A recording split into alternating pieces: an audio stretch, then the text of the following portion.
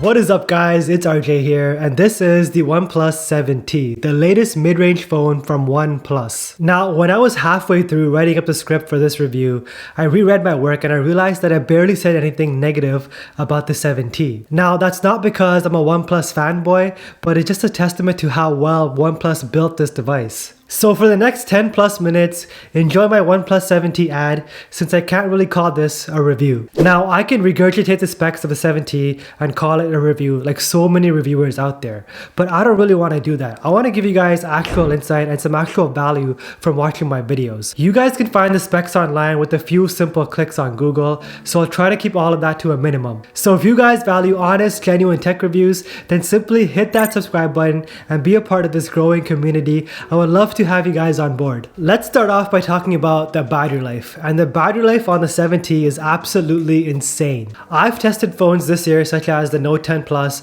the iPhone 11 Pro Max, and the Pixel 4 XL, and those phones are known to be some battery beasts. But in my personal testing, the 7T easily wins in the battery life category. It has a pretty decent sized 3800 mAh battery, and even combined with the 90Hz refresh rate display, battery life is still fantastic. Throughout the past 21 days, I've been averaging around 6.5 to 7 hours of screen on time. This is the most screen on time I've ever gotten from a smartphone consistently, keyword being consistently. I only ever use my devices on LTE and this time it was no different. LTE was enabled all times throughout the day, screen brightness was set to half, and adaptive battery was turned on. My most used apps are social media apps such as WhatsApp, Instagram, Reddit, some YouTube, some casual web browsing, replying to emails, and games such as Clash Royale, Call of Duty, and PUBG. And these are known to be some graphic intense games. That's pretty much what I use my phone for on most days on average. I don't use wireless charging that much, and in my opinion it's mostly useless because smartphones even with fast wireless chargings are still too slow for my liking. This is where warp charging comes in, OnePlus's own version of fast charging, and this charger is super fast. OnePlus claims that you get 70% charge in just half an hour, and in my testing that was pretty accurate. I was getting around 65% in just half an hour, and that's just mind-blowingly fast. Usually with all my other phones, I charge it overnight just in case I don't run out of juice during the day, but with the OnePlus 7T it's been a completely different story. I charge it in the morning during my shower, and by the time I'm dressed and ready to go, my phone is at 100% ready to tackle the day. Now that's seriously impressive. You won't actually get an appreciation for warp charging until you actually experience it in a scenario where it comes in clutch. Moving on, if you're looking for a device that's going to give you the best price to performance ratio, look no further than the OnePlus 7T. Starting at only $599 US, it's jam-packed with all the latest specs. A Snapdragon 855 processor, 8GB of RAM, and it runs Android 10 out of the box, layered over by OnePlus's very own Oxygen OS skin. Sometimes we see all these Android phones come out jam-packed with the craziest specs, but it doesn't really translate well into real-world usage. But the 7T isn't like that. I never met a task it can't handle. Whether it be running high-intense graphic games or just casually browsing the web, the 7T can handle it all. RAM management is fantastic. You can leave games on midway through and come back to it 10 minutes later and resume exactly where you left off. I was skeptical of Oxygen OS at first. I don't really like OEM skins on my phones.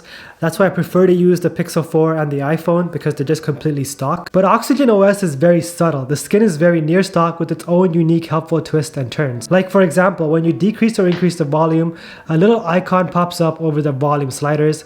It's called media output and it's very useful in everyday scenarios. Say you want to listen to media from your speaker as opposed to your earbuds, you can easily do that with just a click of a button. There's also this mode called Zen mode, which is actually pretty useful for just clearing your mind and putting down your phone for about 20, 30, or 40 minutes a day. Too many people these days are far too consumed by their smartphones. You're practically watching your life pass you by, all while you stare down at a screen. With Zen mode, for 20 minutes your phone locks you out from doing anything except making emergency phone calls and taking pictures using your cameras. I've been using Zen mode a couple of times a week when I go for walks or when I'm really trying to focus and get some work done. The 7T is offered in two different colors, Frosted Silver and Glacier Blue, and in my opinion, Glacier Blue is no brainer. Volume rockers occupy the left side of the device and they're pretty tactile when you do press down on them. The power button and the signature notification switch, like an iPhone, are found on the right. And I feel like more Android OEMs should introduce this into their design. It's just a very convenient way of muting notifications rather than going inside your device and manually muting your phone, and I haven't had any accidental triggers while the phone was in my pocket. On the bottom we have a USB-C port and a dual SIM card tray. Over on the back, the 7T is wrapped in soft touch glass along with this new Oreo-shaped triple lens camera layout. And right under the center lens, we have a two-tone flash. More on these cameras a bit later in the video, so keep watching. There is no official IPX water resistant rating, which some of you might be turned off by, but OnePlus says that they do this intentionally to keep the cost low. But they do conduct their own water resistant test just to make sure the phone is actually waterproof. And there are plenty of other reviews out there showcasing the OnePlus 7T submerged underwater fully for about 30 minutes and it works just fine. Over the years, OnePlus has put a big focus on displays, and I think they finally arrived in that department. On the front of the 7T, we find a 6.55-inch AMOLED display. It's a pretty tall display, giving it a longer 20:9 screen-to-body ratio. And towards the top of the display, we also find a teardrop notch to house the selfie camera, along with an optical in-display fingerprint scanner, which I'm not really a big fan of. It's not fast or accurate as other in-display fingerprint scanners that I've tested, and it doesn't work at all if your fingers are wet.